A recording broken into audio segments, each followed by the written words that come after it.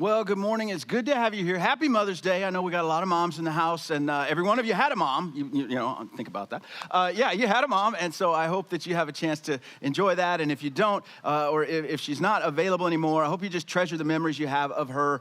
We love moms. We love what they do and how they, even in being moms, teach us about who God is. And so what a great thing to celebrate today. Now, today we are actually in week 3 of our series, Young, Restless, or Both. And the first 2 weeks, we talked about relationships, because what I did was I surveyed some of the young adults in our church and just said, hey, talk to me. What are the things that are going on in your life that you would like to hear what God has to say about that, and how to navigate those things in a way that will align you with God and what God is doing? And so did a simple survey, and really the first thing, the number one thing was relationships, but that was such a big topic. We spent 2 weeks on that. And so if you missed that, or if you missed some of that, I would encourage you, go back to our YouTube channel. You can check it out there.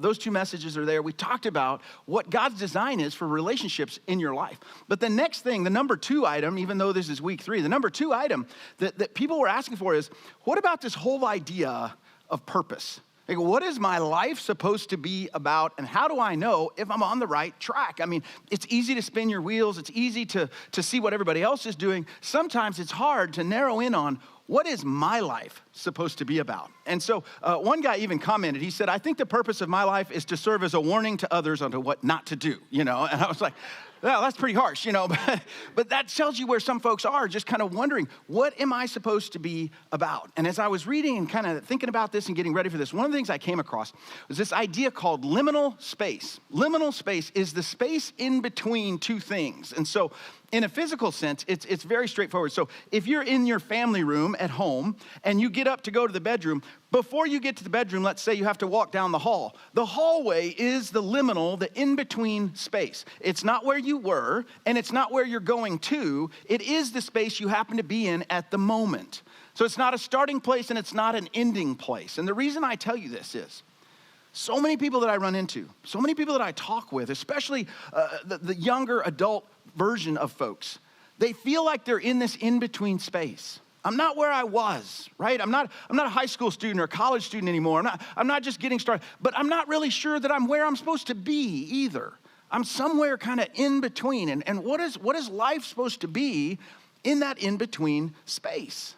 And I got to be honest with you, I grew up in the 80s and 90s, and some of you did too, and some of you before that, some of you after that, I get it. But here's the deal. In the 80s and 90s, it was a pretty straight, pretty clear path as to what was supposed to happen, right? You finish high school, and you either do one of 3 things. You start working, you join the military, you go to college. That was pretty much the expectation. So you go do one of those things, and somewhere within the next 3 to 5, maybe 6 years, you're supposed to get married and then have some kids. And that was pretty much, you could kind of check off, okay, life done, right? You know, this is what I'm supposed to do. This is what it's supposed to be about. But today, it's not like there's 3 choices. It's like there's 300 choices. There's all kinds of different places and ways and times and schedules and opportunities. And what that does, it's great. It's fantastic to have lots of choices. But what that kind of does sometimes is it gets a little paralyzing too. Like, of the 300 things I could do, of the 300 people I could be, what's the one I'm supposed to be? What's the one I'm supposed to do? How do I know what my purpose is? I don't want to live life and feel like there's no point. I know I need to have some meaning behind what I do. And even when you get started, sometimes there's kind of this buyer's remorse, right? You look at everybody else's Instagram and you're like, well, maybe I should be doing that. I mean, they seem happy all the time. Maybe I should be living their life. Maybe I should shift. And what I thought I was supposed to do, I'm supposed to do something else. It's just so easy to get caught in this in-between space. I'm not where I was, and I'm pretty sure I'm not where I'm going to be yet. I'm just kind of floundering in the middle. And what do you do when you're in the middle?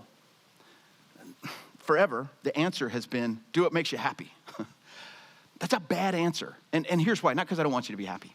It's a bad answer. And psychologists are actually starting to confirm this. They're saying that the emphasis on being happy is actually a leading cause, get this, and how ironic is this, of depression. Like, I'm pursuing being happy and it's making me depressed. And here's why. You know this. You're smart people. Grabbing happiness is like grabbing smoke, right? I mean, it's hard to get and it's hard to find. And when you finally get it, it's really hard to hold on to because something changes. You change, the world changes, things change, something changes. And all of a sudden, the happy that you had is gone. And so it does make sense that if I'm constantly pursuing something that's really hard to get and almost impossible to keep, that it is going to make me depressed after a while, because I feel like, well, what's the point of this? If I can't do this, if I can't be happy, and that's my goal, it's no wonder I feel frustrated and stuck. And here's what the Bible has to say about this. Meaning is healthier than happiness. Finding meaning in your life is much healthier than happiness. And sometimes we talk about passion, and passion is good. But let me just kind of do a little quick segue on passion. Passion without purpose is a waste. It's like running it's like running in 100 directions at the same time. You know, it's kind of fun to watch because they're all over the place, but the end result is nothing happens. Passion has got to be tied to purpose, to something meaningful, and meaning is much healthier than happiness. Now, for a lot of you, you hear all this and you think, wow, I'm glad I'm not that messed up like these young people are. Right? Sounds bad. And maybe it's not extreme for you, but the reality is, almost all of us, sooner or later, we get a little restless, right? We kind of ask the question, is what I'm doing worth it? Does what my job takes out of me, is that a good exchange? Should I give that much to my job for what I actually get out of it? Am I taking my family in the right direction? I mean, how am I doing as a parent or as a dad or a mom or as a husband or a wife? I mean, is this what it's supposed to be? And it's so common for us to get a little bit restless and begin to wonder, are we moving in the right direction? And here's what I want to do with you today. It's the same thing we've been doing through this series, and we're going to do it every week. I want you to make a trade. I want you to trade, how did I get here, for I know why I'm here. I want you to get to the point where you know, I know exactly what I'm doing, and I know why I'm doing it. You need to have that kind of certainty, not only with your relationships, but also with the purpose and meaning of your life. Because, come on, who wants to look back after a year or a decade or a lifetime and ask, was there any point to it? Did it really accomplish anything? Is this what it was supposed to be? No, nobody wants to be stuck in that moment. So let's make this trade. Let's trade, how did I get here, for I know why I'm here. In the book of Jeremiah, if you've got a Bible or an app you want to follow along, the book of Jeremiah, actually Jeremiah chapter 29, we meet God's people in a place where they are at the extreme version of this liminal or in-between space. Life had changed dramatically, drastically, and fast. And the future, where they were going, looked like it was going to be, frankly, awful. It looked horrible. It felt like there was no future, that it was depressing and discouraging to even think about it, but that was reality. And they're in this place, and God speaks to them in the middle of that. And he tells them, I can help you with this. I can give you clarity about your purpose, and I can give you confidence about the future, but it comes from a place you probably don't expect. And you're gonna get there in a way that you probably wouldn't have mapped out on your own. So if you have a Bible, Jeremiah chapter 29, verse 10, God is speaking to his people, and they have been through it, and I'll tell you about what they've experienced here in just a moment. But this is what God says, verse 10. This is what the Lord says. When 70 years are completed for Babylon, I will come to you and fulfill my good promise to bring you back to this place. For I know the plans I have for you, declares the Lord. Plans to prosper you, not to harm you. Plans to give you hope and a future. Then you will call on me and come and pray to me, and I will listen to you. You will seek me and find me when you seek me with all of your heart. I will be found by you, declares the Lord, and I will bring you back from captivity. Now, you say, well, what all is going on here? God's people, the nation of Israel, had been invaded. Their country had been stormed by the empire of Babylon. And they had come through, they literally swept down from the north of their country. They came down and they literally just started taking over every village, every city, every home, and they just left destruction in their path. And they finally got to the capital city of Jerusalem. And they broke through the defenses and they killed a lot of people. And they hauled a bunch of prisoners away, and they left kind of the bottom rungs of society with one purpose, if you will, which was to keep working so that they could pay taxes, and they put a puppet government installed in the city. Now, as I was reading that, I could not help but think of what we see portraying right before us in the Ukraine. We see this, and if you've watched this at all, if you've tracked this story at all, you can see in the devastation the desperation that people feel. It feels like everything is gone. There's no home to live in. There's no school to send your child to. We're not sure where the food is coming from. I mean, all of a sudden, life and what its purpose is gets shrunk down very, very small. It had to be what it was like for God's people. Very, very similar. And it may be for you too. Maybe not as desperate. Now, and we're not in that kind of situation, and that's fantastic. But you may feel like you don't have a future. Or at the very least, your future is discouraging or depressing or hard to get a hold of. And God steps into that and he says to them and to us, he says, here's where everything changes.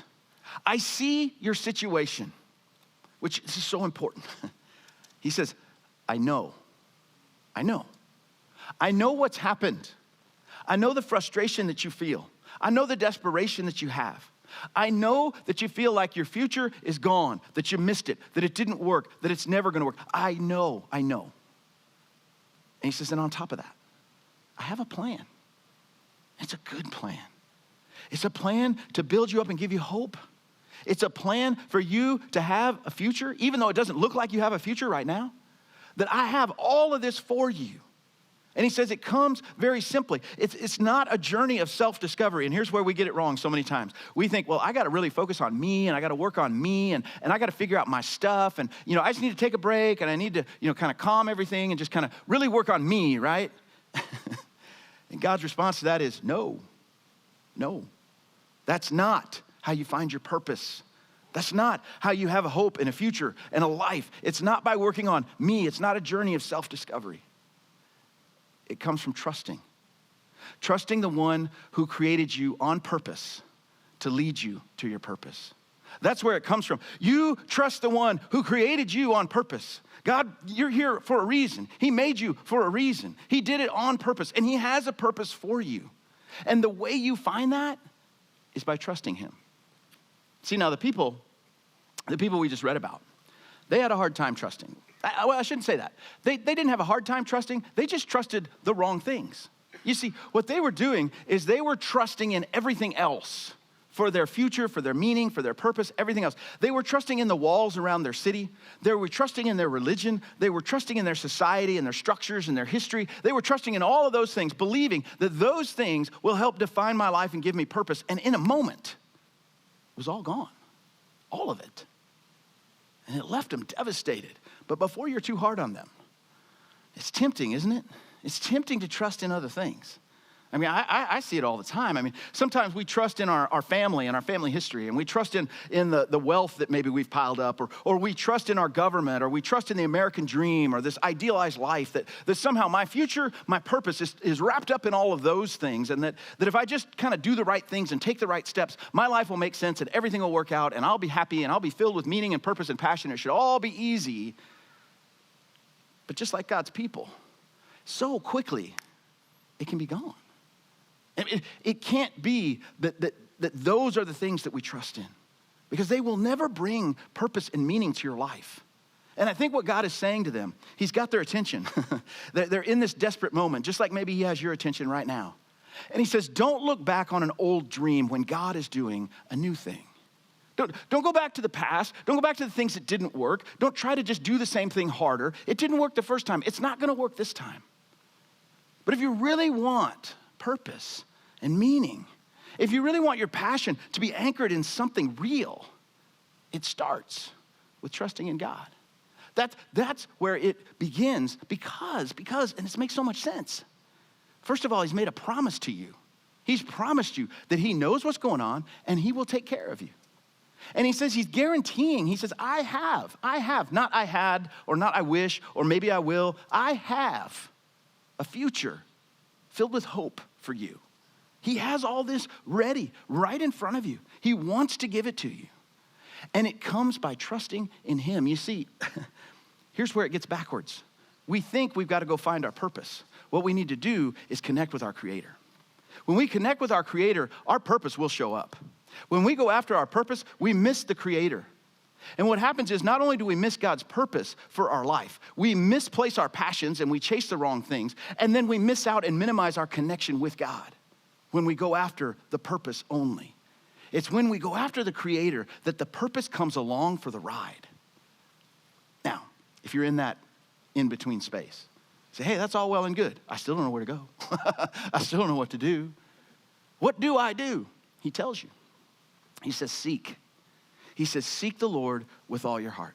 You say, well, I'm kind of stuck in this in-between space. Good, you have time, right? I mean, you got time, you got opportunity. He tells you, seek the Lord and you will find him.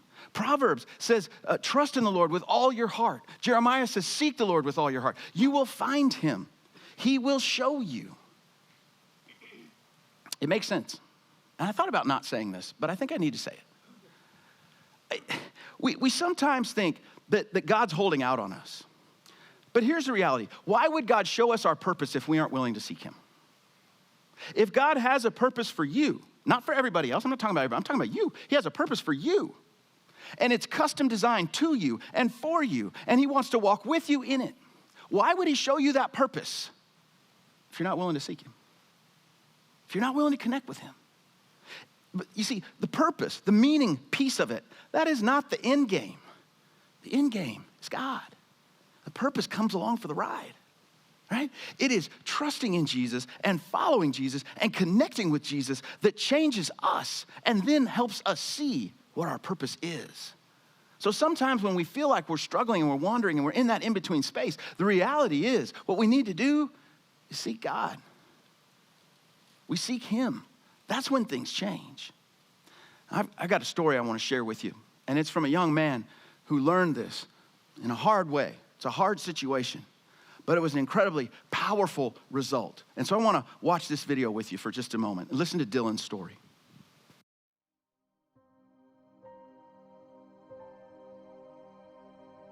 I grew up in church and became a Christian as a teenager. As I got older, I stopped going to church. I started drifting away from Christian friends. It started out just having fun, hanging out with a new crowd. That led to partying, using drugs and alcohol, and basically doing anything I wanted to try and feel good. The harder I tried to make my life about meeting my needs, the worse my life became. I still felt empty. So I doubled down to fill it with even more empty experiences and shallow relationships. My life became a train wreck. I was unhappy, unfulfilled, and depressed. The most important thing in my life had become a relationship with my girlfriend. She had become the only source of happiness I had. She accepted me for who I was. She was the joy of my life and the hope for my future.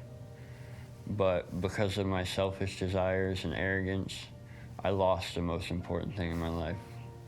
She was gone. It was devastating. I was alone. I was lost. The more I thought about it, the more it consumed me. It was unbearable. I had no desire to continue living. So I got a gun, wrote some goodbye notes to my loved ones, and I shot myself in the head.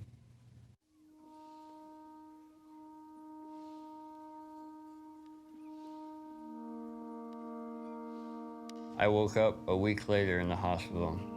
I had no idea why I was there, but I was overwhelmed by this awareness of God. I felt God's presence like never before. I felt his grace wash over me. I didn't deserve this. I didn't deserve anything. But I knew God still loved me. No matter what I've done to myself or the pain I caused to my family and others, God still loved me. At that moment, I knew my life wasn't just about my happiness. The next few months were the hardest of my life. During the darkest days of my life, God's love became my strength. In John 16:33, Jesus says, I have told you these things so that in me you may have peace. In this world you will have trouble, but take heart, I have overcome the world. This just tells me that no matter what troubles we go through, God is able to help us through them. I know my life is a gift from God, and I'm thankful for a second chance. Today, God has become the center of my life, and my church family is my refuge. When I struggle with feeling alone, I feel like I have brothers and sisters who walk alongside me. I feel welcomed, connected, and valued. My church family is the perfect place to find love and healing. I know God has a plan for my life, and God's plan is far better than my plan. This experience has taught me a lot. God can use our darkest times to bring us back to Him. When I struggle, I turn to His Word. When I struggle with my emotions, I turn to His Word. When I feel guilty for what I've done, I turn to His Word. And God's faithful. 2 Corinthians 12:9 tells us, God's power is made perfect in our weakness. And finally, I think God's purpose is to use our gifts, experiences, even our pain and weakness to help others, to show the goodness of what God has done in my life to everyone I meet. So, if anyone out there is struggling with any similar issues, I'd love to help in any way I can. Feel free to contact the church for my information. Thank you for letting me share my story.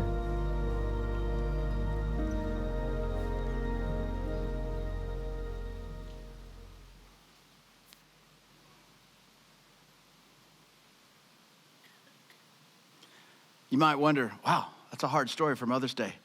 It's a good story. That is a story of what our God does. No matter how hard the situation, no matter how broken the life, no matter how dark and dismal the future, you know what our God does? Christ comes into our lives. He changes us. He gives us life. He exchanges our ashes for beauty. He does the things that only He can do. This is what God does. This is who He is. You say that you don't have purpose. You absolutely do. And it's found first and foremost in connecting with Him. So let me give you a couple of ideas about how to do that. The first one is very straightforward, is to look like it matters. Look like it matters. And you might, what do you say? Let me give you an example of this. In my home, I am very systematic, strategic, and structured. I do everything pretty much same time, same day, same place. I really like that. I know a lot of you don't. I really like that. So when I come home, I hang my keys on the same hook. I put my wallet in the same place. I put my phone in the same spot. They're always there. It's great. My wife does none of those things, right? And that's fine. She's different. However, whenever she's ready to go, do you know what the conversation is? I can't find my keys. I can't find my phone. I can't find my wallet. I can't find would you help me look? And I have learned over time, yes. But I passively, aggressively just kind of look up from my chair. I don't see it anywhere. Yeah, no, I don't know. And go back to what I'm doing, because I don't know where she put it either. Sometimes, when we think about seeking God, that's how we look. Yeah, He's kind of, give me a sign. Woohoo, yeah, okay. It doesn't work. You want purpose for your life? You want to know what the meaning of your life is? You have to seek Him with all your heart. This is not an hour or two on Sundays in a given month. This is a life focus, an intensity that says, God, I want my life to count. I want to know what it's about. And so I am going to seek You. I'm going to put my focus on You. And it's simple math, right? I know they're not going to equal, okay? I get that. I understand that. But if you add up the amount of time that you spend seeking God versus the amount of time that you spend scrolling or streaming or working, they're probably not the same. Here's what I know. Here's what I know from my own life. The more time I spend seeking God, the more I feel connected to Him, and the more connected to Him I feel, the more I understand my purpose and what I'm supposed to be about. It always begins with seeking Him, but you've got to look like it matters. You can't just kind of give it a heads up, look around, gave it a glance, didn't work, I don't know, I guess maybe I did it wrong. No, this takes focus. This takes energy. This takes intensity. And let me tell you, it is better than anything you're going to stream. It is better than anything that you're going to scroll. And when you can take the purpose that God has welded into your life and bring it to the place where you work, man, it changes how you do your job. Everything changes when you connect with Him. So look like it matters. The second thing is to live as a representative. Live as a representative. The Bible uses so many different names for this. It says when you become a follower of Jesus, you should be a witness, you should be an ambassador, you should be a delegate, you should be a representative. There's all kinds of language around this. It's the idea that you, as a follower of Jesus, represent him. So let me give you just a real quick, big umbrella statement over your life purpose. You say, well, you don't know me, you don't know my purpose. I do. If you're a follower of Jesus, at the top level, your purpose is to love, follow, and represent Jesus. That is your purpose. Now, how that plays out and what that looks like, that's going to have a lot of different pieces to it. But that is your purpose. You represent him. So think about the places you go. Do you have people that live in your home? Represent Jesus to them. Do you go to work or log on for work or whatever you do? You work with other people. Represent Jesus at work. Hopefully you have friends and you do good stuff and you do fun things and you go to movies and you go to ball games and you go to restaurants. Represent Jesus at the movies, at the ball game, at the restaurant. You take your kids to preschool or pick them up or drop them off from school. Represent Jesus in the drop-off line. And you get on social media and you're scrolling and you're looking and you're engaging with people. Represent Jesus on social media. It's a really bad early 2000s catchphrase, but do you remember it? Represent, right? You remember that? Yeah, I know, it's bad. Do it. If you're a follower of Jesus, you want to know your purpose. Just make it your intention to represent him everywhere you go. And you will start to find purpose showing up in places and ways that you never expected. Because you're connected to your Creator. And you're representing Jesus who saved you. And all of a sudden, purpose and meaning seem to flow very naturally. That's who we are. If you're a follower of Jesus, that's exactly who we are. We have a purpose, and we have a God that has a great plan, a future. He knows what's going on. He knows the troubles we're having. He knows the struggles we feel. He gets the confusion. He knows all of that. He says, I know, but I have a plan, and I have a future. And it starts with you trusting me. Let's pray together.